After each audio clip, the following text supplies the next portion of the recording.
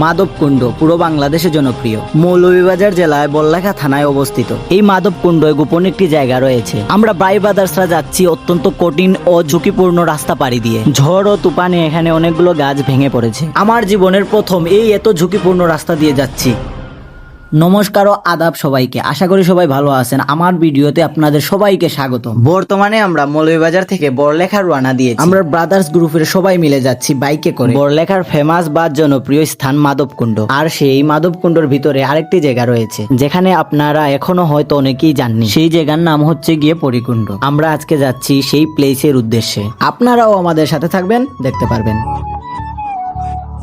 ইতিমধ্যে আমরা চলে আসলাম। গাড়ি পার্কিং এর জায়গায় বাইকগুলো রেখে টিকিট বাগেরা ভালো করে দেখে সবাই যার যার কাপড় চোপড় গুছিয়ে রওনা দিলাম গেটের উদ্দেশ্যে। তারপর ভিতরে ঢুকেই যে যার মনের খুশিতে হাঁটা শুরু করে দিলাম। হাঁটতে হাঁটতে জিন্দগি যান। কয় কিলোমিটার হাঁটা লাগবে আরো? ওই বেশি নাই, 100 কিলো নাই, আরো 1 কিলো। মেইন প্লেসের উদ্দেশ্যে রওনা দিয়ে দিয়েছি। এক এক করে সবাই নামতেছে, আমিও নামতেছি। সবাই দেখতে পারছেন খুবই সুন্দর প্লেস। পাইতাম কি তারা পরিকুণ্ড ও দহুলি সুবাদ বিচারা কয় ভিতরে গেলেই বলে খালি বিপদ আর বিপদ। উষ্টা খাইয়া খাওয়া ভাঙ্গিলা বলে ফরিও লইয়া দেয় গিয়া আইতা এনি পরিকুণ্ড। দেখো নিজে খবরে জানমাল সব নিজের তো মরলে তারা কোনো দায় বন নাই। তখন মর তাইও সে আইও না, বুঝছো? আর তুমি মনে করো যে এনজয় করতে তে আর মরার বই নাই। আমরা লই দাঁড়াম, আমরা করতে বাই ব্রাদার হল এটাই নি। চলো, পাহাড়ের পাশ দিয়ে হেঁটে যাচ্ছি আমরা সেই গোপন রাস্তায় প্রবেশ করার জন্য। সবাই দেখতে পাচ্ছেন সেই জায়গা থেকে আমরা চলে আসলাম গোপন রাস্তার মধ্যে। ভয়ঙ্কর আমার কাছে এটা লাগতেছে।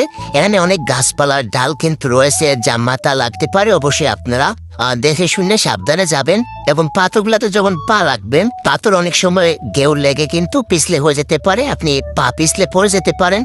তাই সাবধানে সতর্কভাবে যাবেন। চারপাশ খুব ভালোভাবে দেখে যাবেন যাতে কোনো ধরনের জীবজন্তু আপনাকে আক্রমণ না করতে পারে, বিশেষ করে সাপ যা গাছপালাতে থাকতেও পারে। যাই হোক, আপনারা অবশ্যই এখানে নিরাপদে ধীরে ধীরে যাবেন আর একা কখনোই যাবেন না।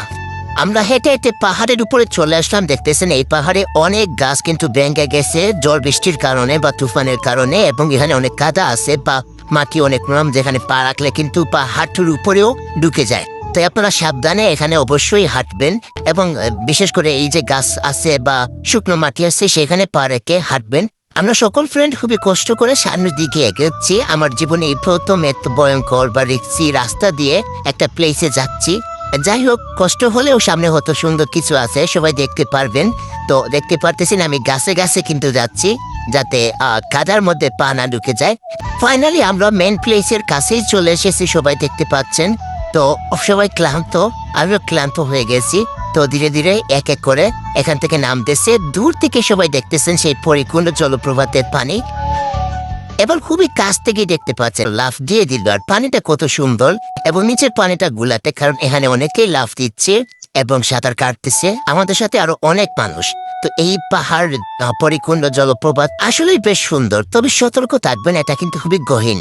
এখানে যারা নামবেন, সাঁতার যারা জানেন তারাই নামবেন বা লাফ দিবেন। তার সাথে যারা লাফ দেওয়ার জন্য পাথর বেয়ে উপরে উঠবেন, সাবধানে উঠবেন, কারণ খুবই রিস্কি এটা। আমি কিন্তু হেঁটে হেঁটে এই পানি উপভোগ করতেছি, এখানের খুব শীতল পানি বা পরিষ্কার পানি। ফটো ভিডিও শেষে কিন্তু আমি আবারও আপনাদেরকে দেখাচ্ছি এই সুন্দর মনোরম পরিবেশ পরিকুণ্ড।